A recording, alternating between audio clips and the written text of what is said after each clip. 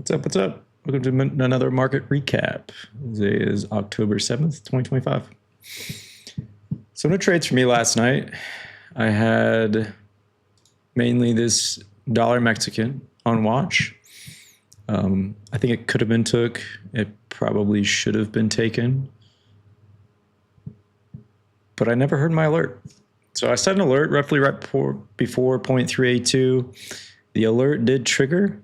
And normally, I have my volume on my computer on full blast. I have my phone on full blast, and I never heard it. So I ended up falling asleep, and I didn't see this trade again until pretty much price had broken way up here. Technically, it's still in a value range between 0.32, 0.5, but it's kind of broken structure on your 10 minutes. Like, preferably, I want to take it somewhere around this 200 on the 10 minute. If it breaks up above it a little bit, it's okay. But as long as right here on this kind of double top, I likely would have taken this trade if I was up and present either on this first initial kind of push and retest or this second one. Second one's probably a little bit better because that's essentially a double top. If I was to take this trade, it's very possible it could have been taken out by this. Also, I could have executed P1 potentially. And then on that retracement, it could take me out for half. So, it just depends on how I would have managed this in the moment here. But for theoretical sake, to manage this to perfection, essentially you would have to enter there, not really execute P1, even though it broke the 10 minute, and just leave your stop at full loss. Hopefully you didn't get pulled out here with any kind of spread. And then kind of follow it on this break of this kind of 30-second trend maybe. Around like 0.8, I imagine. 0.8, 0.7. So either way, somewhat played out. Not really to the full target, though. The other thing I was watching was these yens. So these yens, Singapore primarily was the one I was interested in most. I like the kind of daily level that we talked about yesterday. Price sort of kind of stalled there. You could move this a little bit. It's still pretty much this high. The price stalled there a little bit and just kind of followed the 10 minute all the way up. Never really kind of broke it. I kind of drone in this wedge, but I wasn't a huge fan of it. Typically if I'm going to draw a pattern, be it a wedge, be it a triangle, be it something, I would like to see at least 3 touches on the top line and bottom line, right? And we only have 1, 2, 1, 2, essentially, maybe 3. But it's not like, it wasn't a super great pattern. So I was hesitant. I was waiting for price to develop a little bit more. And I was watching it hold this 10-minute trend. And yeah, it never really broke down. Still just kind of running. All the yens are pretty much running. The second option I had was this dollar yen. I started to hit these recent highs. I was looking there for some deceleration. It's kind of was sitting in a channel, but it ended up breaking out to the channel to the upside. So no real trade there. And about all these yens are roughly the same. I'll likely still have these yens on watch tonight. CAD yen's starting to be a little interesting here now with being at these daily highs, daily low over here, daily highs. So eventually this thing has to decelerate and break back down for a pullback. So I'll keep watching it until one of these yens give an opportunity. But so far it's just off to the moon. Kind of crazy. You don't see movements like this too frequently from a Forex perspective. This kind of reminds me of like a crypto move. And then Euro CAD. I was watching this trade. I've been watching this thing for over a week, and we've been talking about it. I'm a little irritated with myself. I mean, I had an opportunity to take this trade. You know, there's two ways to look at it. There's what I described yesterday is I didn't like the quick down, quick up kind of retracement. I would have preferred I'm fine with the quick down. I prefer a quick down, but I'd prefer like a little bit longer of a pullback, right? From a time perspective. Not because what it reminds me of is just a quick kind of V-shaped recovery. And so, of course, I don't want to be taking a trade there. If it's a V-shaped recovery, it's just going to blow right past the previous highs. So that sketched me out. But I did have my bias, and everything kind of did line up to take this short. I mean, it still was an IBO on my 4 hour, still was a CBO on my 1 hour, was an ACB on my 10 minute. You know, everything was really there. Realistically, if I would have taken it off of a kind of a break on this high right there off the 200, would have been a nice trade and would have been very little management, essentially. I mean, if you were to hold the 2-minute trend, it depends what trend you were holding. But at this point, probably super aggressive and likely would have killed it on that kind of break right there. For about 3.5, 3.6 R that I missed. So there's reasons not to take it. There's reasons to take it. At the end of the day, in hindsight, it obviously played out, so I feel like I should have taken it. But yeah, it was the nicest kind of trade of the week. This one trade would have maybe hit my target for the week, would have been done.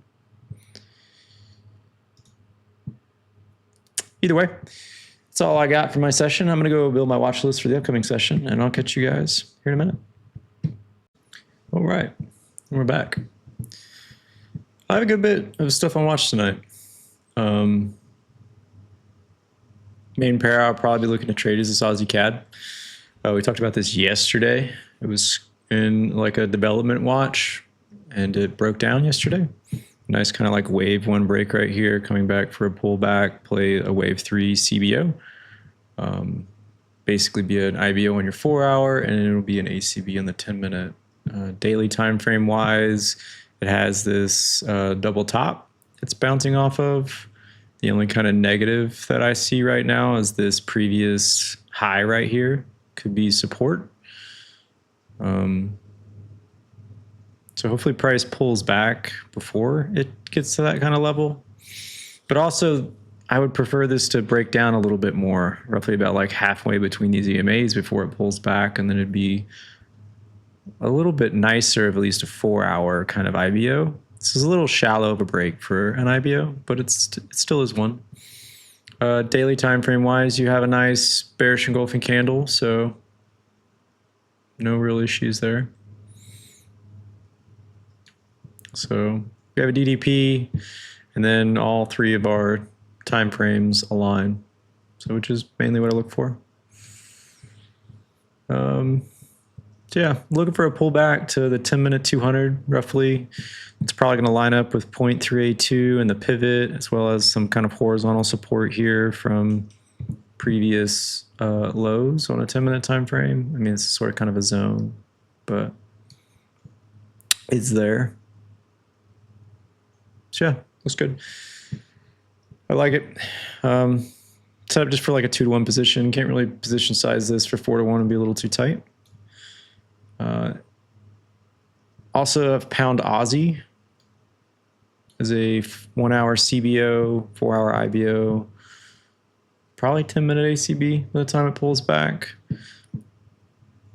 Looks good, all things considered. I just prefer the price action a little bit more on Aussie CAD, but I think this is an option. And then Aussie dollar is also an option, but the kind of negative with it is that the 4 hours sitting on the 200 right here. On a daily time frame, you still have room to move to the daily 50, which would be before the target on this. So if you're okay trading through a 4 hour 50, I think it's okay. I think it's nice. I mean, you have a break of this trend, but fits our overall kind of short Aussie bias that we have for the day. I also have a Kiwi group. So a Kiwi CAD is the main pair of this group I would be looking to trade. It is a 1 hour CBO, so a wave 3 CBO, be a 4 hour just kind of advanced continuation off the 4 hour 50 short, and then it'd be a 10-minute ACB. So a nice kind of bearish engulfing candle on your daily time frame off the daily 50. Kiwi dollar is very similar. It's just you don't have a rejection off of an EA. You have the same candlestick, but Kiwi CAD has a better rejection of a level. And yeah, everything just kind of lines up a little bit better on Kiwi CAD, in my opinion. But I think Kiwi dollar could be an option. And then I have a CAD group. So none of these CAD groups really are primary at the moment for me. I mean, we've been talking about pound CAD here for a while, and we did get the breakdown we were looking for last night. Unfortunately, it pulled back and gave us the retest all in the same session. So I didn't see this until I went to go make my watch list. But this was a kind of a valid entry for the CBO. So this would have been a wave 3 CBO, 10-minute ACB, an entry off that 200 EMA short, as well as it would have been a 4-hour IBO. So really nice setup, great daily level. There's a possibility this gives a second entry with a retrace and a second bounce. So that's kind of why I have it on watch to see what happens there. But if it does that, this is essentially going to be a higher low on your 10-minute and 1-hour time frame, which will be a little sketchy. So I don't know. The main entry, I think, already occurred on this, unfortunately, earlier in the day. Similar thing with CAD Swiss. We did almost get the full breakout here, but it gave a kind of a retracement and an entry to go long. But I'm still watching this one because it's a very shallow break. I'm not sure if I'd really classify this as a full breakout yet. If price today kind of shoots up here, I'd be more interested in kind of trading that long come tomorrow. At that point, it'd pretty much be a 4-hour IBO. Your 1-hour time frame is either going to be a CBO or it's going to be an ACB. It just depends on how much it pushes and what it looks like when it pulls back. So, and then obviously this has a great daily. So I'll keep watching it. And then EuroCAD, I'm looking at primarily for a wave 4 play. So you have your wave 1 breakdown, wave 2 pullback. This is a wave 3 follow through. I'm interested in possibly trading it off the 4-hour 200 EMA. So it just depends what price looks like when it hits that, and if it decelerates nicely there and gives kind of a micro time frame ABO. Like primarily what I'd be looking for is price to hit the 200 EMA, and on my 2-minute time frame, be forming like a descending triangle or a wedge or a descending wedge or something like that, and then play a break of that pattern. So, and then I have dollar NOK, just a random kind of dollar pair. This is a 1-hour CBO. So just kind of a wave 1 break, play wave 3. Has some weird price action here, but I think all things considered, it looks all right, right? You have bullish MACD divergence here just a little bit. A nice kind of strong wave 1. It looks a little weird here on your 10-minute though, but this is an exotic pair, so I kind of expect it to move a little weird like this. But your 1-hour time frame looks all right. 4-hour time frame is an IBO. Daily wise, it's at some recent lows. So it has support. Okay, kind of candlestick. So I think a push at least back to the daily 50 is a possibility, and that's well before our target, right? Just kind of a 15-pip position. So that's an option. And then, of course, I'm watching all these yens, seeing if I can't eventually catch a short on one of them. And then really the only other pair I have still in development. I mean, last week this list was ginormous with just pairs in development. It's just dollar CAD. All the other CADs kind of broke down besides this one. So still watching and waiting for a breakdown. Likely if these CADs move today in the direction that we want them to go, likely that'll push this dollar CAD, I imagine. So we'll see. And then I have some Huff pairs flagged red here, mainly on watch for 4-hour swing trades. If I swap over here, you can see it. This is essentially, this Swiss Huff is becoming a 4-hour CBO, likely be a daily IBO, and a kind of a 1-hour ACB. Same thing here with Euro Huff. It just doesn't really have the IBO on the daily. It's kind of rejecting that daily. I mean, it's hitting the daily 50 right now. Dollar Huff, pretty similar, right? CBO needs a little bit better of a break here on your daily time frame. But so far, having a nice kind of weekly candle. Granted, we have a few days to go. Yeah. Be interesting to see how these develop over the next few days, but I think there's some potential here with these Huff pairs for some swing trades.